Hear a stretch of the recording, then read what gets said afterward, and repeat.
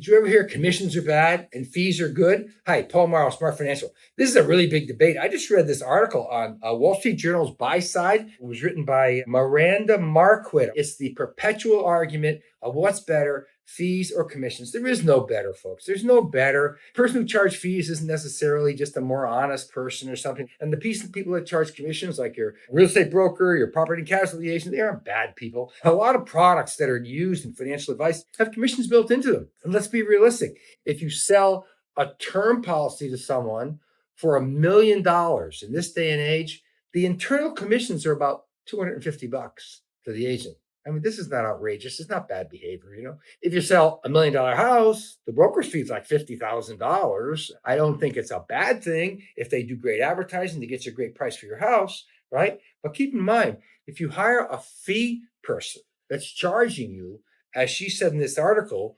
1% of your assets over a long period of time, that's a heck of a lot of money. Actually, would you rather have a $1 million portfolio where, yes, the broker sold you a product and it's got commissions built into it and you charge no fees for the next 30 years? Or would you rather have a product where you pay 1% annual fee, whether the product goes up or down?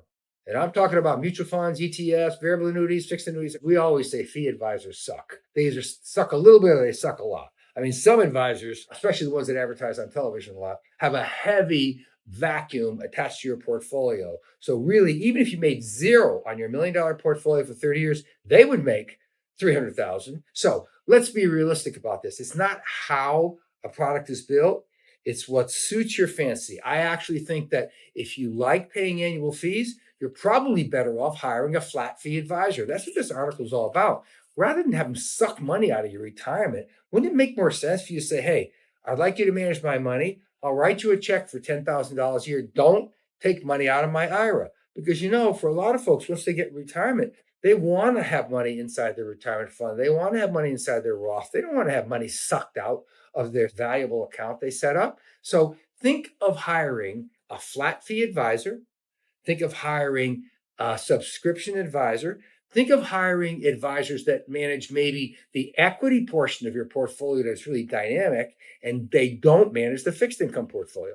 This is a way for you to cut down your fee expenses, which, by the way, increases your return. Let's just be realistic about a 1% fee, right? We've been talking about the 4% rule being dead because really now it's 5%. In order to pay them out 5% to their clients, that means the investment advisor has to be earning 6 so they can take their 20% off the top. You earn a 6% yield and take out 1% for the advisor. That's how you net 5. So if they don't make a great yield on a portfolio, that 1% is coming right out of your wallet. I love this debate about what's better, fees or commissions, because I just talked to a client for a long period of time. They've had a fee advisor sucking money out of their portfolio. And so in the end, their net return wasn't really that great, but it was a great return for the investment advisor. And they weren't doing the special stuff that I like to see true financial advisors do. They weren't giving them advice on their liability insurance. They weren't telling them to get, mold remediation insurance on their home. They weren't telling them to get identity theft insurance on their new homeowner's policy.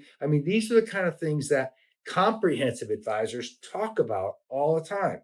And we have a comprehensive advice firm, but there's a lot of other great ones around the United States that you can work with that have all 9 capabilities, which include estate planning, tax planning, insurance planning, Medicare planning, mortgage upfront, mortgage in reverse, all these different things. I want to give a lot of credit to Miranda Marquit, who wrote this article on the Wall Street Journal Buy Side about the different types of advisors.